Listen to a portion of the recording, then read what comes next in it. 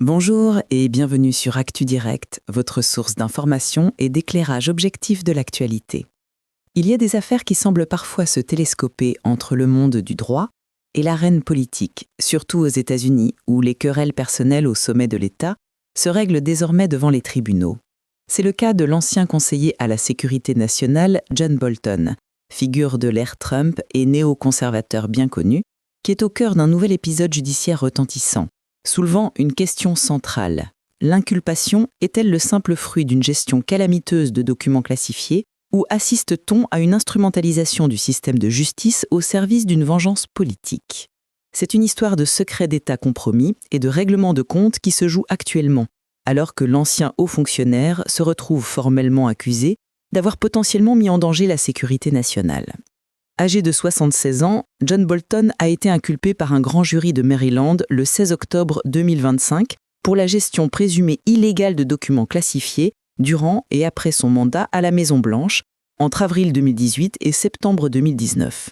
L'homme politique républicain, désormais l'un des détracteurs les plus virulents de Donald Trump, a plaidé non coupable le lendemain, rejetant l'accusation et dénonçant immédiatement une manœuvre politique du président américain pour cibler ses opposants.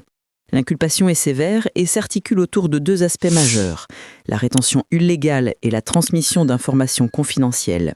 Les procureurs ont retenu 10 chefs d'accusation pour rétention illégale d'informations de défense nationale ou NDI et 8 chefs pour la transmission de ces mêmes informations.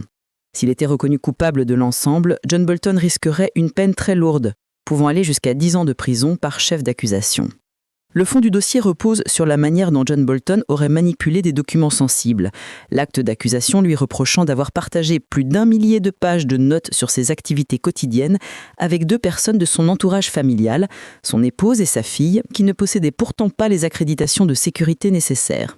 Ces partages n'auraient pas été effectués par des canaux sécurisés, mais plutôt via des messageries électroniques non sécurisées, notamment un compte AOL qu'il utilisait pour rédiger ses notes de service. De plus, l'enquête a révélé qu'il aurait illégalement transmis des documents classifiés top secret, incluant des renseignements sur des attaques futures potentielles, des adversaires étrangers ou encore des relations de politique étrangère. Pour aggraver le tableau, lors d'une perquisition du FBI menée en août 2025 à son domicile, des documents supplémentaires relevant de la défense nationale ont été découverts et saisis. Mais ce qui semble particulièrement alarmant pour l'accusation, c'est la vulnérabilité créée par l'utilisation de ces comptes personnels. Un élément clé de l'enquête souligne qu'en juillet 2021, l'un de ces comptes de messagerie a été piraté par un hacker prétendument lié à l'Iran, un pays envers lequel M. Bolton prenait une ligne dure.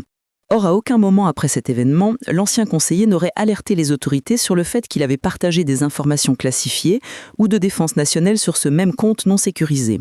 Pour les procureurs, le piratage d'un compte commercial comme AOL par un gouvernement étranger met la nation en danger, ce qui rend la faute d'autant plus inexcusable. Les professionnels de la justice insistent sur le fait que John Bolton est un ancien haut fonctionnaire de la sécurité nationale, aurait dû savoir qu'il est absolument interdit d'envoyer de telles notes à soi-même ou de les partager en dehors des canaux officiels et sécurisés. Le niveau de formation intensive qu'il a reçu sur la gestion des informations confidentielles rend son manquement d'autant moins compréhensible. Mais c'est là que l'affaire bascule dans l'arène politique. Cette inculpation intervient alors que John Bolton est devenu, depuis son départ, l'un des détracteurs les plus virulents de Donald Trump. Leur désaccord public a culminé en juillet 2020 avec la publication de ses mémoires, intitulé « The Room Where It Happened », un ouvrage décrivant le président comme inapte à diriger les États-Unis et que la Maison-Blanche avait d'ailleurs tenté en vain de faire bloquer à l'époque, invoquant déjà des impératifs de sécurité nationale. Pour John Bolton, il n'y a pas de doute, il est la cible d'une instrumentalisation politique, étant la 3e personnalité inculpée depuis le retour de Donald Trump à la Maison-Blanche en janvier 2025, après l'ancien directeur du FBI James Comey, et la procureure générale de l'État de New York, Letitia James. De son côté, Donald Trump a toujours affiché sa volonté de se venger de ses ennemis personnels et a qualifié publiquement M. Bolton comme de mauvaise personne et de mauvais gars. Malgré ces accusations de motivation politique, les procureurs tiennent à souligner qu'il n'existe qu'un seul niveau de justice pour tous les Américains et que personne n'est au-dessus de la loi lorsqu'il s'agit de menacer la sécurité nationale. Ils affirment que l'enquête menée par des professionnels du FBI a suivi les faits avec rigueur et sans favoritisme. L'affaire John Bolton met ainsi brutalement en lumière la gravité du manquement au devoir de protection des secrets d'État, soulevant de sérieuses questions sur les responsabilités des hauts fonctionnaires, surtout lorsque leurs actions mènent à la compromission potentielle d'informations top secret. Rappelons qu'à ce stade, John Bolton est présumé innocent jusqu'à preuve du contraire devant un tribunal.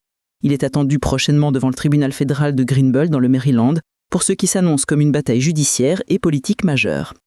C'est sur ces questions fondamentales de sécurité et de justice politique que nous allons nous quitter. Merci de nous avoir suivis sur Actu Direct et nous vous donnons rendez-vous très prochainement pour un nouvel éclairage objectif de l'actualité.